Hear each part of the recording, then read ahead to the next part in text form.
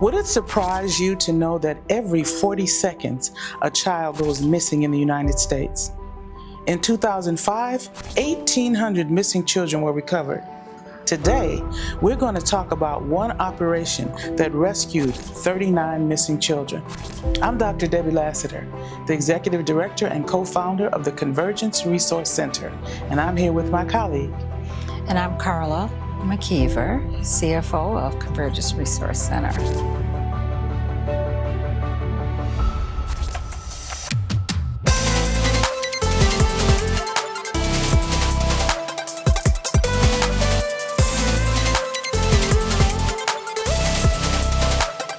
Today we're going to talk about Operation Not Forgotten. U.S. Marshals found 39 missing children in Georgia. That's right, in Georgia. Now, it was a 2-week effort to rescue endangered minors, and the U.S. Marshals Service Missing Children Unit led the search. It was called Operation Not Forgotten.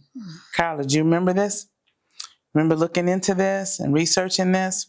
And finding out that they arrested 9 people, they cleared 26 warrants, and filed additional charges for alleged crimes.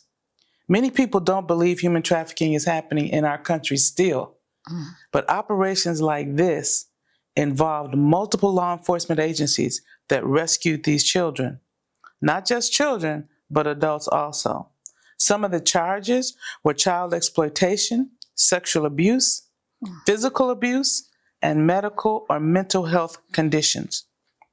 Now, rescue, what does that actually mean? When you hear the word rescue, Carla, what do you think? I'm thinking that they have researched and they're looking at old files and finding these children and helping them or giving them somewhere to maybe be able to stay. Be able to do something, because you can't just rescue someone. There has to be something behind that rescue, but at least finding them. Right. And their goal was to rescue the most at-risk and endangered children.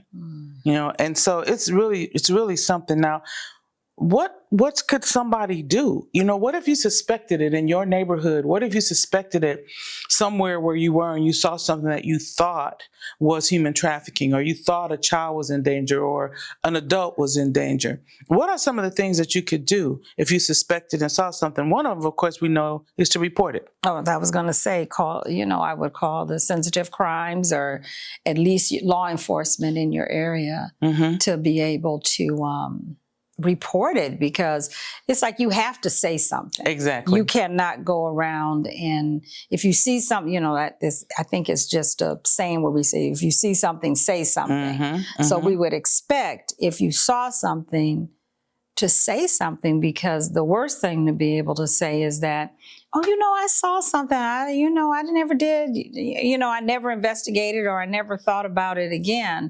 But if you see a child and you know something, that they're at home and you know that they're not being schooled, they're not going to school. Exactly. There's something odd about that. Exactly.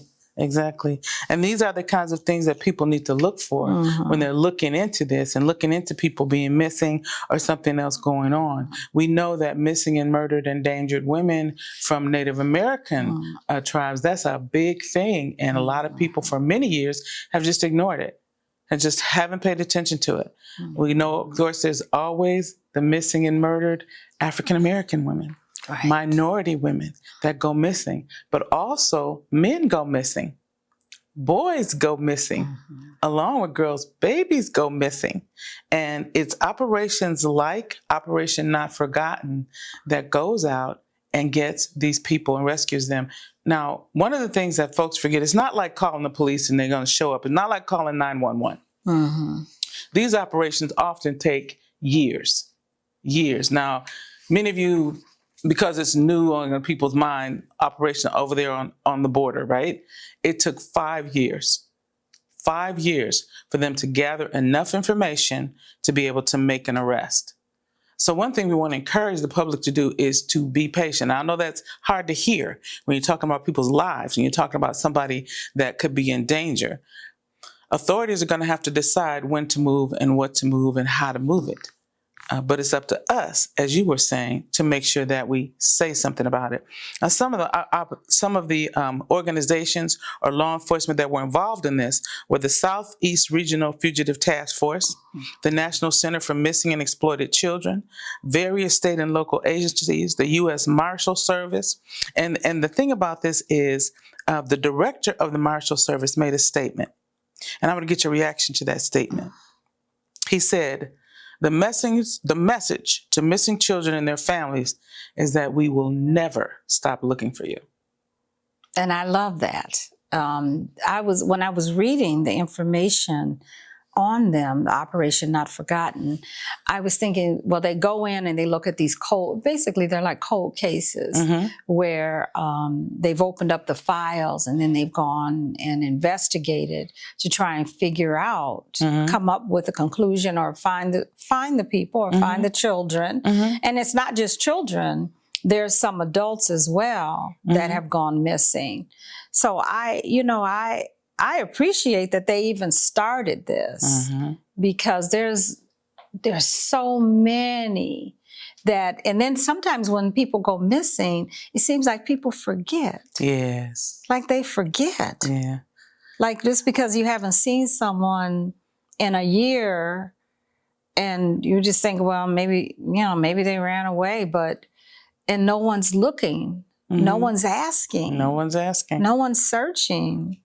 People see you at a place on a regular basis, and all of a sudden they don't see you at all. Nobody questions it. Oh, she just didn't show up today. Oh, she's just not here. Oh, maybe she'll come tomorrow. But we need to be more proactive because people go missing all the time. But we need to be more proactive, especially even with our elderly people. Somebody you don't see them for several days, knock on the door. If there's somebody you talk to, right? Check on people. But cases like this, and I am always amazed, nobody's perfect. But when these law enforcement agencies come together like this, and they can make an arrest that frees 39 children, right? 39 children, then I have to say that collaboration is a good thing. We have to work together. Now, we found out years ago that traffickers have like trafficking roundtables, where they have like a board meeting, if you will, of the traffickers. And the traffickers sit down and they discuss, where's your territory? Where's my territory? Who can I trust over here? Who can I help hide somebody over here? And they work together. What if we could do that? What if we could do that? Because they have really perfected their organization. And you know what I remember? I remember one of our clients, she said something had happened to her. And she ended up being on the street, and she was at a restaurant, maybe like a George Webb's or just a restaurant by herself. And no one questioned it. No one said anything. And she was 8 years old. Yeah, I mean, that's just mind-boggling that something like that can even happen. Where she's just there and nobody says anything. She sat in that restaurant all day. Child, and no one ever asked the question. Yeah, no one questioned. Why are you here? Who are you waiting for? But you know who did ask the question? Yeah. You know who asked the question? Right. The trafficker. The trafficker. Yeah, he said, hey, are you hungry? And of course, she said yes. So he fed her. And he talked to her. And he said, you need a place to sleep tonight? Yeah. And of course, she said yes. And from there, he started trafficking her that same night. That same night. Now, we know that people have their own lives and things that they have to do. But when you consider that first number, to me was chilling to know that, and this was back in 2005, that 1,800 children were missing and recovered in the United States. But even more frightening, that every 40 seconds, not 40 minutes, every 40 seconds, a child goes missing. If that doesn't frighten you, if that doesn't send chills up and down your spine, I don't know what will, And we do our best to keep our eyes on our children, our grandchildren, whoever's out with us. Right. But you and I both know a kid can disappear in 10 seconds. He can think you're playing hide and seek and you're really not, right? And then you can't find them. you can't find them. And I hate to even say this, sometimes kids do walk off, or I can remember shopping once and I'm thinking, that my daughter's right here and they're announcing over the speaker. Like so it's not just that all the time that you're negligent, but sometimes you do get distracted. But people are waiting for you to be distracted. That's the whole story right there. They're waiting for you to be distracted or you to be negligent. Whatever the case may be, they're waiting on you to slip up. They are. Because they will slip right in. They will. And it happens just so fast.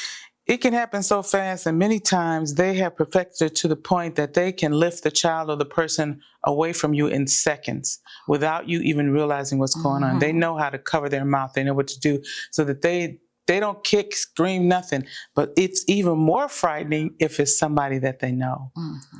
Yeah. Many times when a person goes missing, it is someone that they know, a family member, a friend. It is someone that they know. So that the person doesn't perceive danger. Right. Because they know the person. And they're not expecting danger. They're not thinking, oh, this person would hurt me, because they know them. The stories that we've heard from our clients of people that they knew, that captivated them, that captured them, that abused them, that took them off places that they didn't want to be. Many times it wasn't stranger danger. No, they thought they were safe. They thought they were safe. They thought they were safe. But yet danger was right watching and waiting. It was. And that, it sounds like a story, but it's not a story. It really is the way that it works. It's like they're watching and waiting. Watching and waiting. And I'm surprised also at how often we forget that the child range for trafficking is from 3 to 17. We get stuck on other numbers. Oh, it's only 12, it's only 13. No, it's 3 to 17, right? Yeah. And in some cases, it's even infancy. Because we have heard, from people who are in the know, that traffickers breed their products. They will get girls pregnant so they have a baby to have leverage over her or to sell into the commercial sex trade.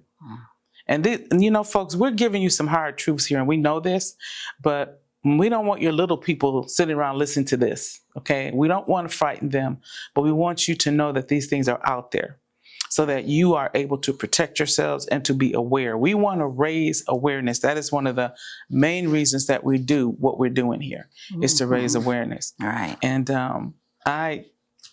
I'm just amazed at the people who still are largely unaware that this is even happening in our society, in our world, Well, Carla, as we're starting to come, getting close to the end of this segment.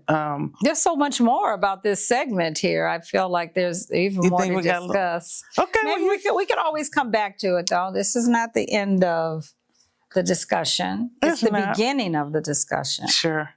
But one of the things we want to do is we want to let people, and give some people some information on how you can, protect yourself, how you can get more information.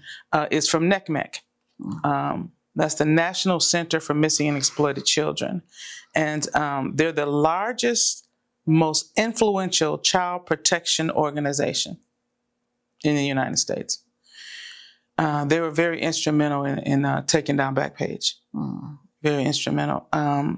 But they were created to fight to protect children and to create vital resources for them. Now, I'm amazed at who some of their founders are. You want to tell us? Well, John Walsh. We know John Walsh, right? Because of his son that went missing. And he's really done a lot of good things, from missing children and putting that word out there. I mean, it was really tragic, and I don't think any of us really thought much about. I think we thought about it, but a lot of times we'll say things happened, but when they happen to you, that makes a difference. Makes a difference. And he did America's Most Wanted. And he's come back now with some new show, I think. Yeah. But then Ronald Reagan was one of the founders of NCMEC. I didn't even know that. Right. Yeah. And then there was one other guy. Ernie Allen? Ernie Allen, yeah. And I'm not too familiar with who he was, but just saying that they put together this organization, and the main purpose of this organization is to protect children, missing and exploited children. So this is a great organization, but we want to let you know you can go to NECMEC's website and you can find some tools on how to talk to your children about this, things you should be aware of. They share great deals of information. They also have a podcast where they go deeper into some of the things that are going on. They give you opportunities and information on what you can do to help in the fight against human trafficking right from your own home. So we would suggest that you do check out their website. That's ncmec.org, NECMEC, National Center for Missing and Exploited Children. Well, Carla, what do we want folks to do to stay connected with us? Well, we actually want you to make sure, first off, that you like and subscribe. Like and subscribe. Make sure that you're watching us. And if you like the information, send it to some of your friends. But we also, you can catch us on, well, you can catch Dr. Lassiter on Triumph Rising on Joy 1340. And if you need to get in touch with us, if you have information or seeking help, you can contact us at CRC. Contact us at convergenceresource.org. If you have some subjects that you want us to talk about, yes, we're very open to that. Yes. And,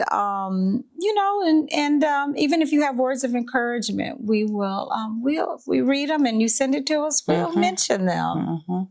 And we've been getting great comments online from people, and we thank you for that. And please continue to do that. And as we bring this segment to a close, was there any words of encouragement you wanted to share, Carla?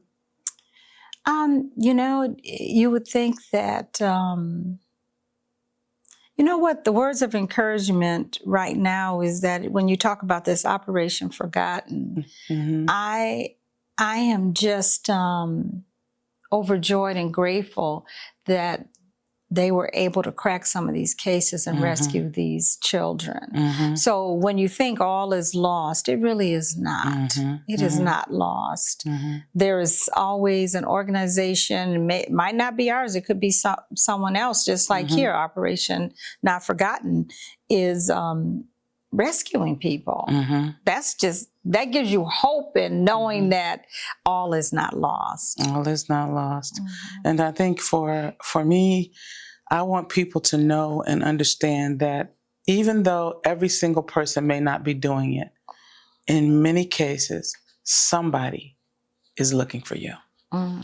What they want you to believe many times is people don't care about you, people have given up on you, but many times somebody is looking for you.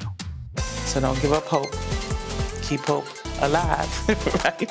Well, we want to thank you guys so much for tuning in, and we'll see you next time to have a little conversation. The Convergence Resource Center provides support services for women rebuilding their lives after trauma, with an emphasis on survivors of human trafficking and justice-involved women.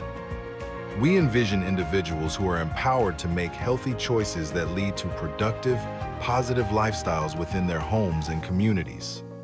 The Convergence Resource Center sincerely thanks everyone for their generous donations. Your compassion makes it possible for us to support women on their healing journeys, rebuild families, and strengthen communities.